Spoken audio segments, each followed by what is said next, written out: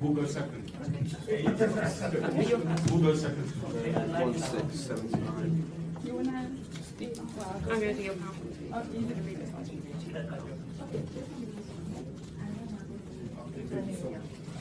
Or do you want to do your own one? I think it's on the. I like it. Confident. Hello. You got this. So like, it's a shame it's not the one. That'd be cool.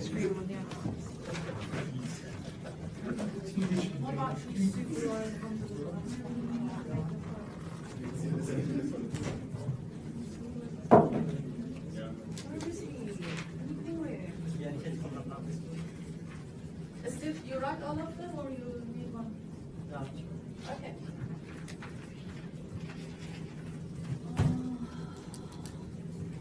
Kind of side. Yep. You're good to go. Oh, hang on. Back coming in. Sorry guys. So I went to start, man. Glad I could make your presentation. I need a charger. I think you can go now. Hello everyone. Hi. So we are here to present our Boohoo. Sorry, let's start again. I got it. To see how Boohoo consumers are purchasing and their different purchase behaviours with our colleagues Charlie and Ella. So I don't know if you know about Boohoo.com. Have you ever purchased from them? Yeah, you're all aware of the quality, of the sizing, how to purchase from them. Good. So we have realised that they have a few issues. So we're going to be discussing some of them, and we're going to give a bit of background about the company. So Boohoo.com started in Manchester in 2006, and with the power of all the social media and all the influencers getting involved with the company, they've been growing massively over the years. So they not only have Boohoo.com at the moment, but they also bought the American company Nasty Girl, PLT, British thing, and they've been expanding the range with petite, tall, curve, and different ranges. They're targeting the younger audience of 16s to 30-year-olds. Mainly students. They have a lot of student discounts as well, which obviously is a boost for sales. And they operate in more than 100 different markets with over 5 million customers worldwide. And they keep on investing in how to develop different ranges, such as maternity or men's wear. And this is what we're going to be talking about today. We have how the competitive analysis, different companies we've chosen for Boohoo. Also how the consumption process of the consumers, and some of the internal factors, external factors, and the issues that we've chosen, which are sustainability, quality and sizing, as well as aftercare and customer service, and how they are going to overcome those problems, what our recommendation is going to be. So here we have some of the competitors that we've chosen. So we've chosen ASOS, is a massive competitor for them because they're online. They have a wide range of brands in them as well as their own brand. Then Bershka, which is part of the group Inditex, obviously huge. H&M, Arquette. I don't know if many of you know Arquette is part of the H&M group, but is focused on more sustainable brands, sustainable materials, as well as Misguided and ISO first, newish online retailers. And here is the position and map that we thought Boohoo is at the moment. So we have Boohoo, we compare quality and price. So obviously Boohoo's quality is, I don't know, in our opinion, and what we discover from customers is that it's pretty low, as well as the price is pretty low.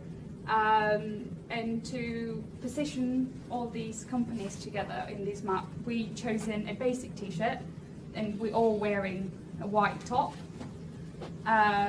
So each of us bought the basic range, and that's how we managed to position the companies. So it would range from a price of $3.99 the lowest to £12 the highest.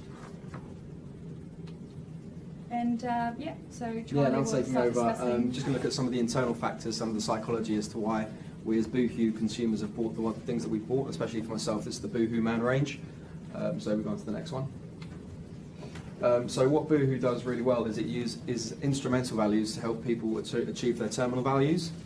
And the way that Boohoo does this is through strategic partnerships with social media influencers and also through strategic marketing campaigns. So they do 2 campaigns. They've got one with Zendaya, one with Paris Hilton.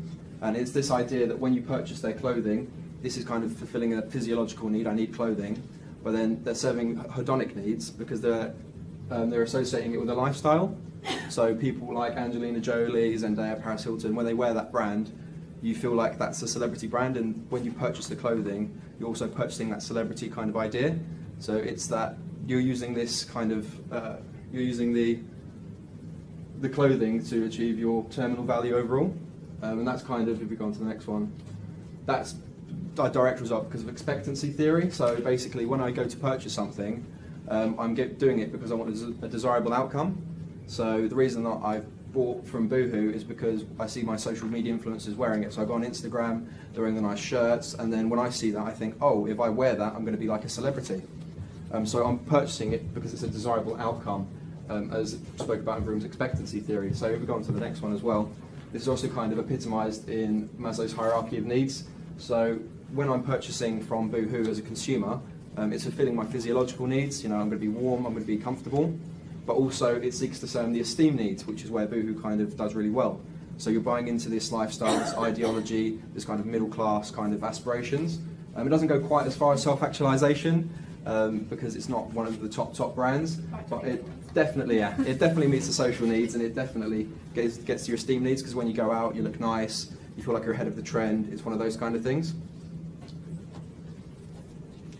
So we looked at the product involvement and what consumers go through when they purchase from Boohoo, and we looked at the perceived risk, which has 5 categories in it. It has the financial risk, the functional risk, the physical risk, psychological risk, and social risk.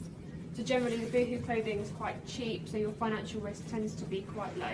However, a lot of people have brand loyalty with Boohoo, so they spend a lot of money with the company, so their financial risk will increase. But generally, because it's cheap clothing and you have the ability to return the clothes, it's a low financial risk. Functional risk, like Andrea says, one of its major issues is that its quality is somewhat shocking. So the functional risk is that the clothing doesn't meet your expectations and it starts to fall apart, deteriorate, doesn't feel right, doesn't fit right, so you have a high functional risk with the Boohoo clothing. Physical risk, as with its competitors, it's just the plastic packaging and the little buttons falling off, and it's clothing, it's a generally low physical harm risk to a Boohoo consumer. The social risk for our consumers are really high. It's how people think about the consumers and how they feel that they look in their clothing. How do other people feel about it? Are other people wearing it? Am I right? Am I wearing the right size? Am I wearing it the right way? So the social risk is quite high for our consumers. The psychological risk is kind of nothing really. You don't have any mental risk when shopping for clothes from Boohoo. Our consumers go through the decision-making process is a mixture between cognitive and habitual. So the cognitive, they have an issue, they have the information that they need, they have to go through their different competitors and they choose what kind of clothing they're going to buy from which kind of competitor. They weigh up their pros and their cons of buying from Boohoo and buying from its competitors. They mix it with their habitual. So some people have got instinctive, right, I need a t-shirt, I'm going to go to Boohoo. Right, I need a pair of jeans and I know that Boohoo jeans fit me well, I'm going to go straight to Boohoo. So they mix their cognitive and their habitual decision making for their purchase decision. A major one for us would be the self of a Boohoo consumer, because they generally follow a rule of they're quite thin, they're quite attractive, they like their body image, their actual self is their ideal self, they have positive attitudes about themselves, they like their self-impressions of themselves are quite high. If you go on to the next one, these are the types of Boohoo consumers that we have. So this is Kaylee, she's a fashion blogger. Her entire social media outgoing is clothing, her wearing her clothing and how she wears it. And she's slim, she's attractive, she's blonde, she takes pride and enjoys wearing the clothes that she's wearing. This is the kind of perception that Boohoo consumers give out. is another one. This is Kate. Again, all of her social media is all about her and herself and her actual self, and her actual and her ideal seem to match pretty well. Yeah, they care about their body image. They all have major followers, 108,000 followers, looking at what they're wearing and how they're wearing it. So they're pretty involved with their body image and they have high expectations of themselves, which makes Boohoo advertise to this kind of consumer. So they're advertising to fit that consumer market. So these are the types of models that Boohoo end up advertising on their website to match its followers on social media. So just to add on, Ella is saying about influencers that nowadays it's not just models, they're using influencers as their models. So then obviously that gives a boost to the company to look what I'm wearing, they're wearing it, you can wear it. And then they advertise with what their influencers are wearing. Yeah. So this is generally how we see a Boohoo consumer as an attractive, cares about the body image, is all well presented, has high self-esteem, highly motivated, figure-driven, and cares about the social element of how other people see them. Right, so we're going to talk now about the external factors. So obviously the external factors include what families or the friends are thinking, in a cultural perspective. So we are going to talk about Hofstede and how Hofstede thought that the culture can influence by different dimensions. So we have the power distance dimension, and we think that Boohoo consumers have a very low impact, as well as is it individualism or collectivism? Obviously when you're buying from Boohoo, you're not thinking of, I'm buying a present for someone, I'm buying something for myself because it's affordable. You're not putting those thoughts of buying, something special for someone. It's more on a daily basis purchase. And also, is it masculinity or femininity? Boohoo's consumers are thinking more on just buying different ranges, different things. So that's what we say, there's so many choices, so in the price are low, so they will consume more. Similarly, uncertainty avoidance, they don't really care. The UK is, more free, let's say, so it's just like, I want to buy this because I want to look like this person, I don't care. The outfits are more easy, yeah. And same, so Boohoo is, from what we research, we think is a profane consumption, purely because you don't go to Boohoo and you don't think it's that safe place that, you feel special. So it's more an everyday Or your basis. go-to brand. Your go-to brand, yeah.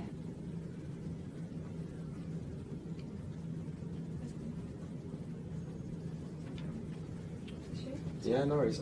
So talking about kind of the segmentation and the sources of the consumer's identity, like we said at the start, it's going to be 16 to 30-year-olds, it's kind of our age range, especially students. What they do on their own site is they have student ambassadors, and what those student ambassadors do is they wear the clothes, and then if it gets picked up, if it's popular, they put that on the front page of their website. So that's immediately social media influencers kind of being the first ones there for you.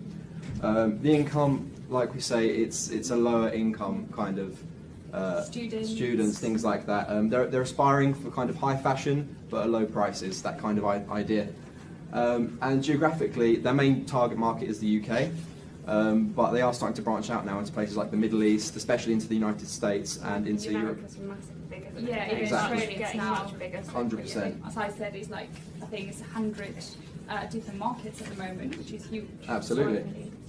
Now, it's mainly connotes female fashion, so you're going to go kind of be looking at a feminine kind of But we do family. have a Boohoo man here today. You do have the Boohoo man here today, so they are expanding. Although I will say, from the Boohoo man standpoint, compared to the Boohoo original site, there is a lot less of a range, and that's something we'll kind of talk about later.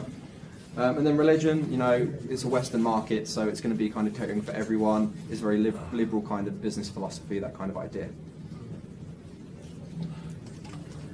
Now, when you kind of purchase, from a consumer's perspective, a Boohoo piece of clothing, it's kind of concrete attributes, or it's going to keep me warm. It's a nice piece of clothing. But then also, what we just talked about with kind of the abstract is this idea that it's cheap, but they're trying to aim for kind of high fashion kind of qualities, and we see that in partnerships with social media influencers. A little bit you kind of see like Louisa Thompson and people like that. So they are trying to get that kind of aspirational brand attached to it. Kind of looking at the benefits of it as well.